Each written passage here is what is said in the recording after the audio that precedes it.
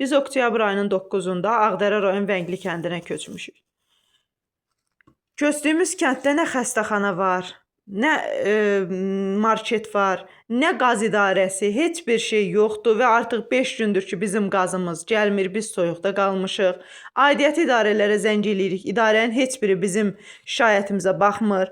Atam Qarabağ 50, Çernobıl veteranı, Çernobil 50 Qarabağ veteranı olduğu halda, şəhid ailəsi olduğu halda atama hörmət eləmirlər. Atamı yola verirlər, zəng edib şikayət eləyirik, yola verirlər. Heç biri bizim şikayətimizə baxmır. Az yaşlı uşaqlarımızla bərabər qalmışıq soyuqda.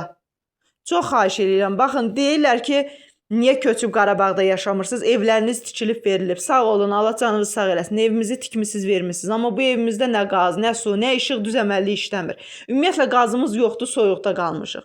Nə aidiyyəti idarə var, nə market var, nə xəstəxana var. Heç nəyimiz yoxdur.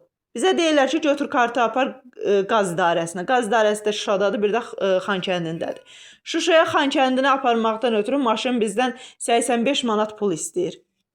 Qardaş, öz pulumuzla öz kommunalımızı alırıq da. Heç olmasa sayğacları, kartları düz əməlli düzəltsinlər, qoysunlar.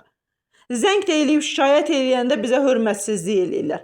Bu qədər də olmaz axı. Biz burada necə yaşayaq? Biz yaşaya bilmirik axı.